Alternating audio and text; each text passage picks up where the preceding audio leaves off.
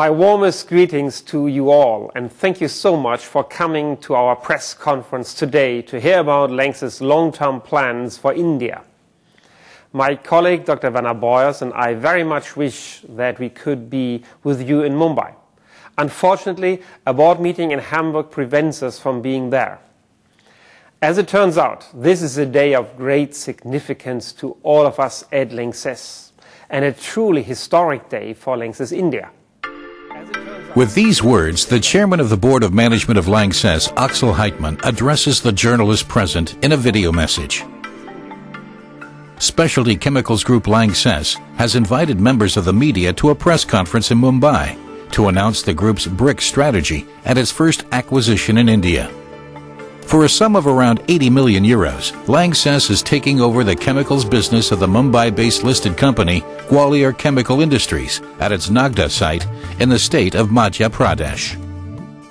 On the same day, representatives of Lanxess and Gwalior have signed the contract. With the acquisition of Gwalior, the Specialty Chemicals Group is strengthening the basic chemicals business unit's portfolio and its commitment in India.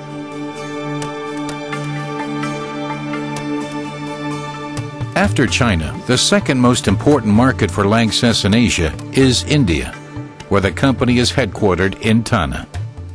And with good reason, for despite the global economic crisis, growth on the subcontinent is forecast to be around 6% this year. That Lanxess is further expanding its Indian operations is also evidenced by the construction of a new production site in Jhagadia. Lanxess is currently building its most cutting-edge chemical plant for rubber chemicals and ion exchange resins in the state of Gujarat. The cost of investment is around 50 million euros. The plant is scheduled to go on stream in 2010 with around 230 employees. However, the press conference in Mumbai is not dedicated exclusively to Lanxess's commitment in India. The Specialty Chemicals Group is also taking the opportunity to announce a second acquisition in Asia. The Basic Chemicals business unit is also taking over Jiangsu Polyoils Chemicals, which is located in Liyang, south of Shanghai in China.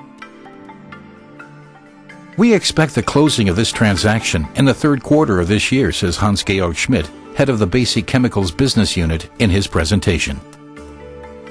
The company will produce, for example, trimethylpropane and calcium formate. Lanxess intends to utilize this range of basic chemicals, which are used, among other things, in the production of lubricants, paints, varnishes, dry mortar, and roof sheeting, to strengthen its market position in China and to set the course for its strategy in the BRIC countries, despite the global economic crisis.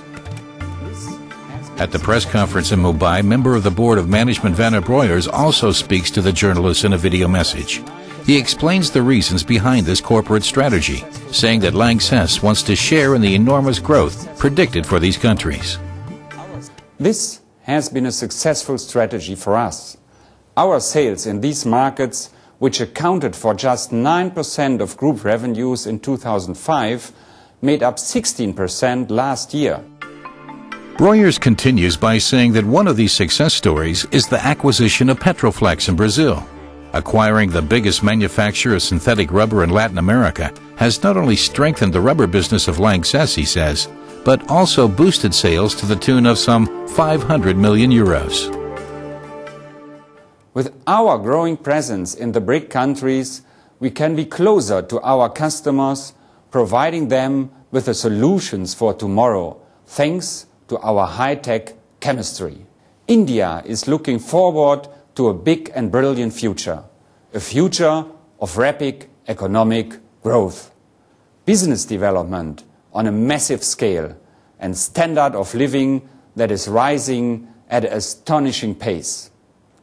Lanxess is proud to be playing a part of that future, and we are here to stay and here to grow.